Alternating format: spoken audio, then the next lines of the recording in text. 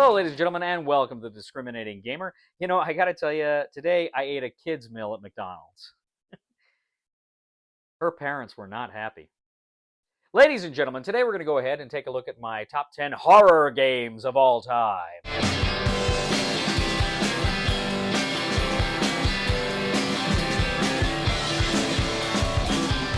Well, ladies and gentlemen, we're getting close to the Halloween season once again, and I thought I would do another of my favorite horror games. I played some more since I've done my last list. I did my last horror games list in 2019, so it's been about 4 years. Wow, 4 years since I did my last horror-themed topic. So I want to go ahead and do that again now. Again, I played a lot of games since, and so the top 10 is shuffled about a bit. But I have several honorable mentions that I really love and I really want to include on this list. Some of them were on the list before and they've been pushed off, not because of anything they did, but maybe I just don't play them enough, or maybe I just like some of these other games more. So we're going to go ahead here and do it. My first honorable mention is Cthulhu Wars. This, of course, is a great kind of monster war game with these wonderful minis, biggies. They're gigantic. We always love playing with this game. I just find I don't play it as much as I used to, but it's still a fantastic game. Eldritch Horror, another game that was on the list. This is a game of globe-trotting, of going on all sorts of adventures to try to stop the Cthulhu monsters from gaining power over the earth. Really enjoyed Eldritch Horror as well. Whitehall Mystery. This is kind of a Whitehall Mystery and Letters from Whitechapel. Okay, Letters from Whitechapel is this kind of grand game of tracking down Jack the Ripper. It's a very good game. It's a big game, but the setup each round is a little complicated. And then Whitehall Mystery is a game that kind of distills a lot of that, makes it a much smaller game, lower player count, and a quicker game. But they're both a lot of fun. Both Letters from Whitechapel and Whitehall Mystery are great games. Final Girl is a great game. Final Girl is a wonderful solitaire game with different kind of episodes you can buy that plug into it, and it's a great game of kind of reliving a lot of these great monster movies from the 1980s and slasher movies and so forth. Really like Final Girl quite a bit. And then finally, one that was on the list last time was Axis and Allies and Zombies. Again, a great way to play this classic war game with this kind of supernatural bent. And when you destroy infantry, the infantry comes back as zombies. It's really a lot of fun. Just haven't played it in a while, but I really do like that game. All right, let's go ahead and jump into the list here now. Number 10, oldie but goodie. This is one that is I think it's been on all my lists every time I've done a horror top 10. And this is Betrayal on House at the Hill. And here I would say Betrayal on House at the Hill 3rd edition, the latest edition of the game. The 2nd edition was really good. I like that. I still have that. I find that the 3rd edition is just a little bit more fun, a little bit more streamlined, and I really enjoy it. There's some great haunts, great scary moments. I always like finding out, am I going to be the traitor? And sometimes it's a lot of fun, sometimes it's not. And to be fair, sometimes you can play a game of Betrayal on House of the Hill that kind of falls flat, either because the person playing the traitor doesn't know what to do, or the other people don't know what to do, or maybe just it's a little too complex and it doesn't quite click with people. But more often than not, I always have fun with this. This is one of Zach's favorite games. Zach loves Betrayal on House of the Hill. It's probably in his top 3 games of all time. He can't get enough of it. His family's so on it, but for his birthday and Christmas, they have to play it with him. They know that's the rule. So that is number 10. That is Betrayal on House of the Hill. That is from Avalon Hill. Okay. Betrayal at Hill House, unless the evil monster you're becoming is Count Dracula, is not scary. Okay? Just saying. Number 9 is a great cooperative horror-themed game, and this is Horrified. In fact, I would probably say Horrified American Monsters. Now, I like the theme of the original Horrified better with the monsters, with Dracula, Wolfman, Frankenstein, and Invisible Man, Mummy, etc., etc. But the American monsters, I just think the mini games are a little more fun, especially like the Jersey Devil. You got to figure out who the Jersey Devil is, right? I just think the mini games in that one are more fun. So I really enjoy Horrified though. But it's a game where you on your turn, you're moving around, you're trying to guide villagers to safety, you're trying to find out clues and puzzle pieces for the mini games, you're interacting with stuff on the board, you're drawing cards that activate the monsters, and you learn what they do. So it's phenomenal. It's just fantastic. And again, this is a game every time I play it with people, we always have a big old smile on our face. Don't always win, but we always have a good time. I love, love, love Horrified. Great gateway game, and it is a great horror-themed game. So that is number 9, Horrified. That is from Ravensburger. Okay, now Horrified. Now that's kind of scary. You know what? Count Dracula's in that one. Yeah.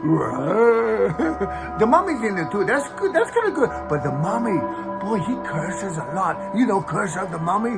Wow. Come on. You need to bandage your mouth, buddy. That's what you gotta do. Okay. Yeah. For number 8 is a zombie game. And it's also a zombie game with a bit of a twist. This is Dead of Winter, The Long Night.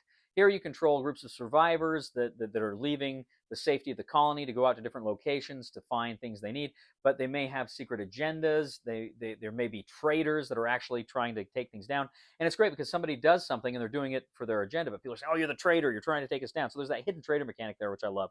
But also, too, you've got the die, which Quinn's on Shut Up and Sit Down said was the most punishing die in the history of board games, because if you hit it, one of your characters gets infected, you got to get rid of them. It's great. Tremendous fun. I really like Dead of Winter. It's a great eerie system. And then also it's got the great crossroads system where whenever you do something, somebody else kind of reads you a story and you have to make decisions. And it's just really, really well done. So I really like Dead of Winter, The Long Night. That is my number 8, and that is from Plaid Hat Games. Dead of Winter, The Long Night is zombies. Hey, zombies, and not scary, not scary. They eat brains, they don't drink blood. Drink of blood, scary. Eat brains, not scary. My number 7 is a game that came out here just a couple of years ago, but it's a game that it's based on another game. Essentially, it's a reskin of another game. And I like the other game more, but I really do like the reskin here. And this is Unfathomable. Unfathomable is a reskin, of course, of Battlestar Galactica. Essentially, it's Battlestar Galactica taken on a cruise ship, and where you're attacked by Cthulhu monsters instead of Cylons. But it's got that same hidden traitor mechanic, so you're always wondering, are people secretly screwing us over in order to win? Can we keep the ship going until we reach safety? People freaking love playing this game that I played with. It's so much fun. It's scary. It's tense, and it pulls you in. And it's got those great moments where you're just yelling at people. You're just accusing them of screwing other people over. Really love Unfathomable. And what's nice about this, too, is as much as I love Battlestar Galactica, it's a lot easier to get people into that game if they've seen Battlestar Galactica. Here, you don't have to have seen, was it 5 seasons of a TV show in order to love it? And you don't have to see that for Battlestar 2. I played Battlestar with people who've never seen the show that loved the game.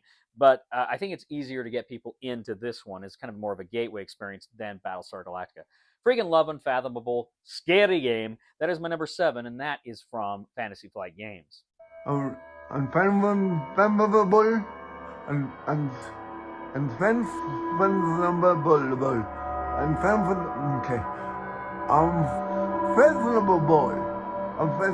well, it's the one about the cruise ship that meets the sea monster. But come on, man, a sea monster!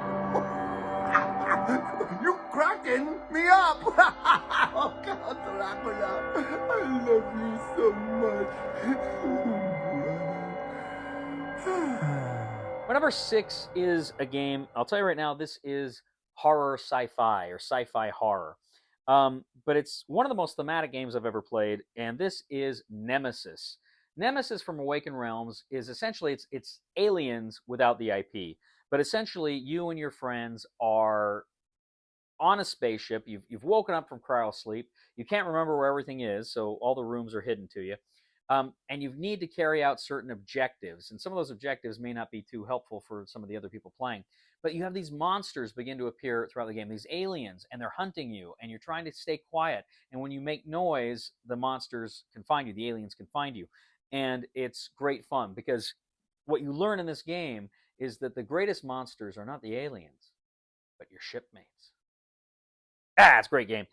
So I recommend Nemesis. If you haven't checked it out, again, it's one of the most thematic games I've ever played. That is my number 6, and that is from Awakened Realms. Oh, come on. When are we going to get to the Dracula stuff? Come on, man.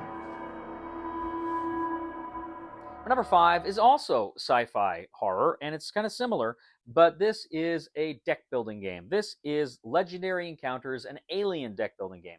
So this is the legendary system, but you have, of course, aliens. Now, I have played this game a ton, and it is tough.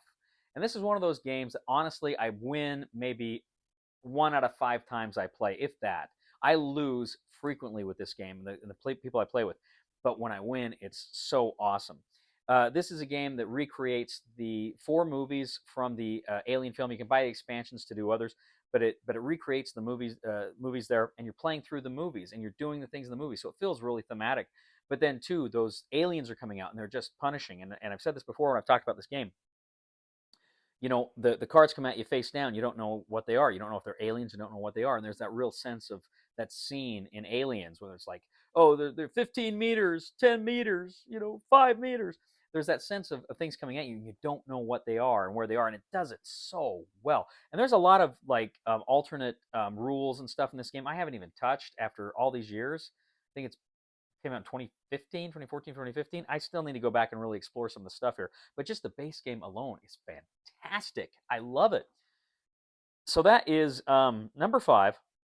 And that is Legendary Encounters, an alien deck building game. That is from Upper Deck. Nemesis and Legendary Encounters? Are you kidding me? Legendary Encounters and Nemesis? Oh, those are alien games. What's scary about aliens?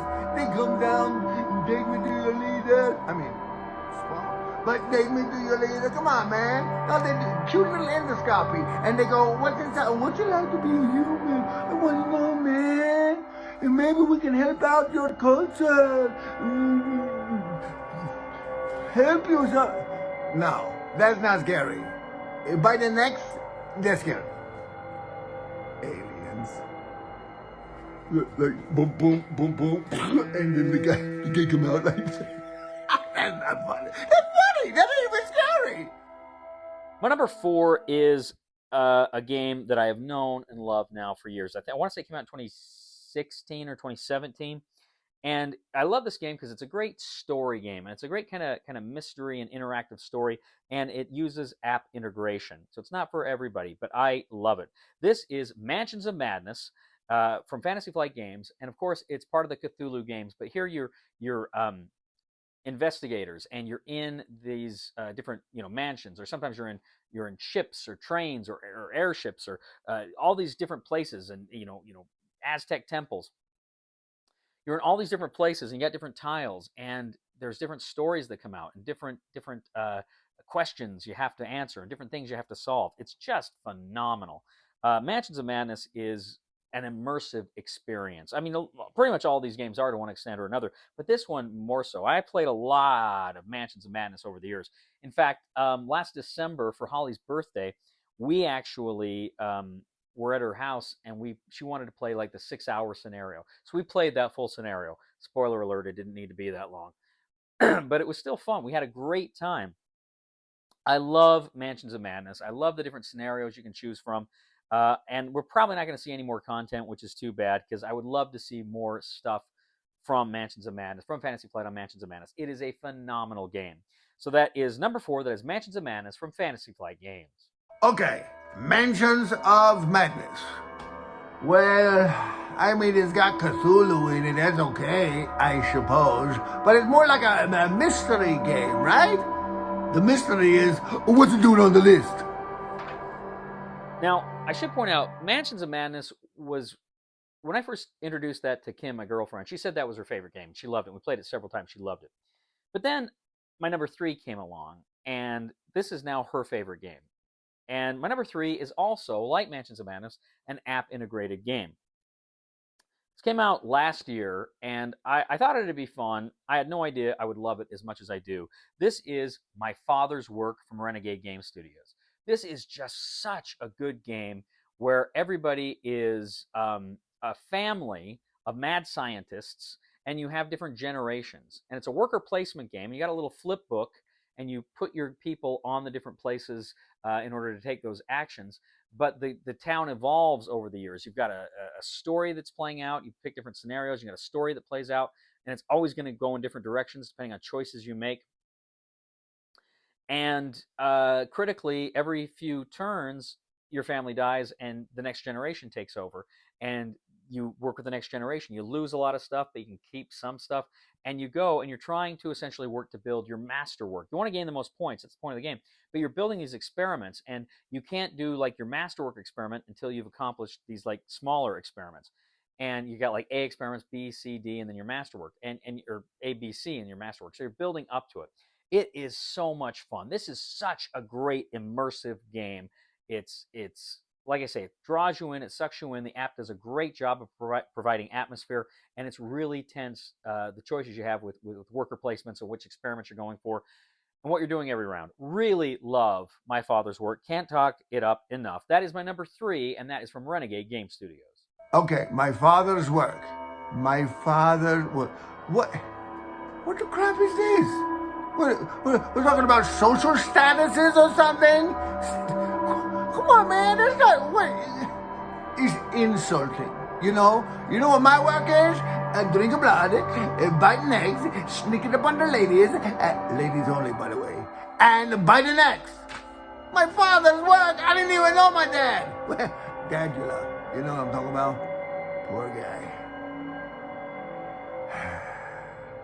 My number 2 is, again, this is a family of games, so I'm going to choose one game here to be representative of this family of games.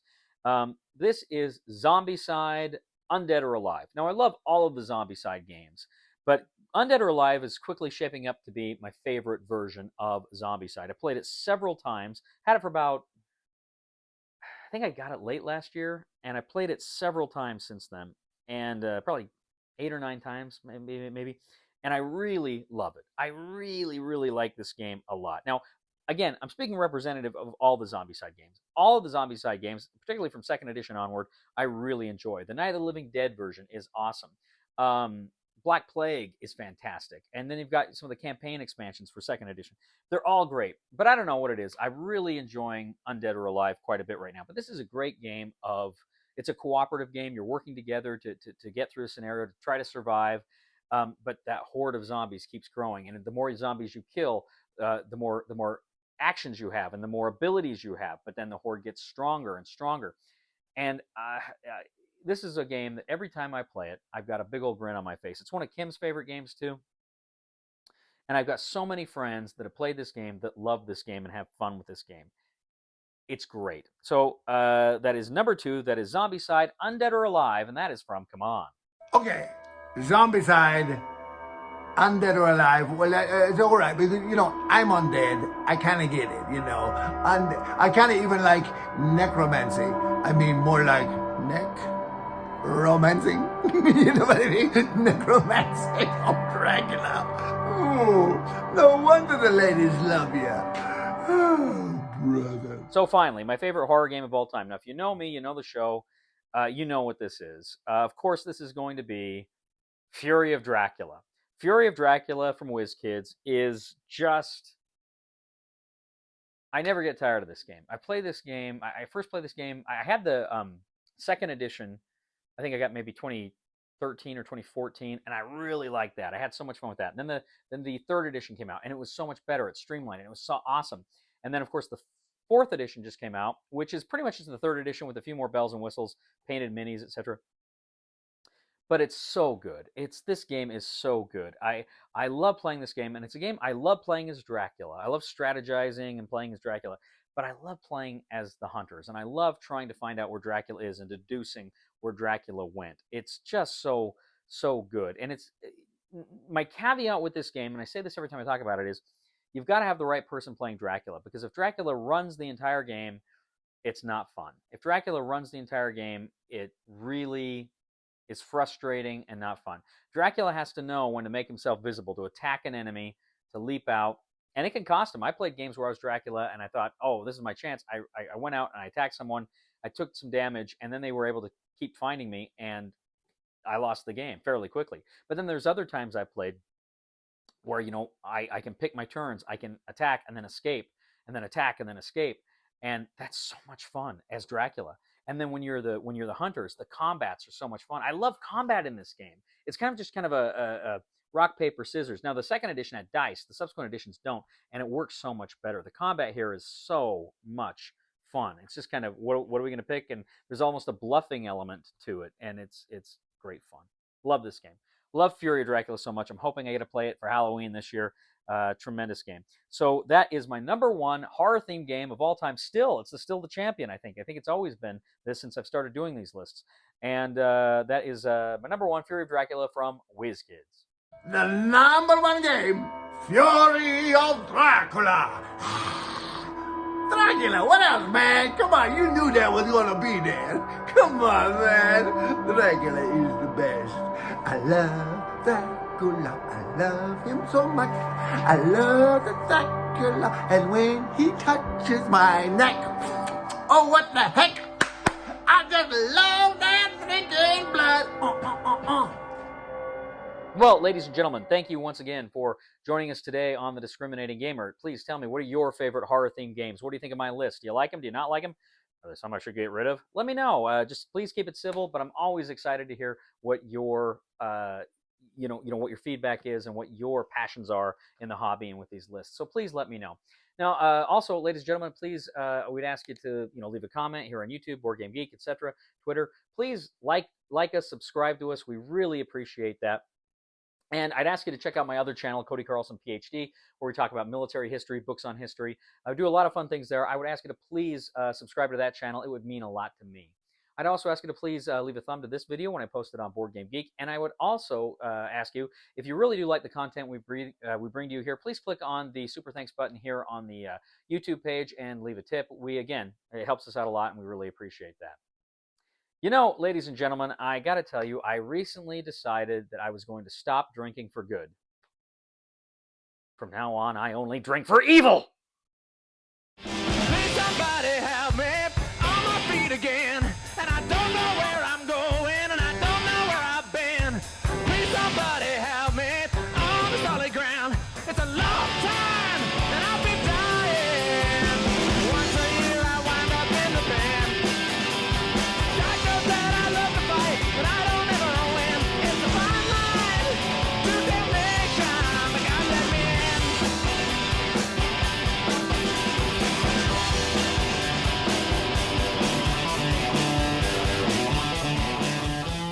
Okay. Unfathomable. Unfathomable.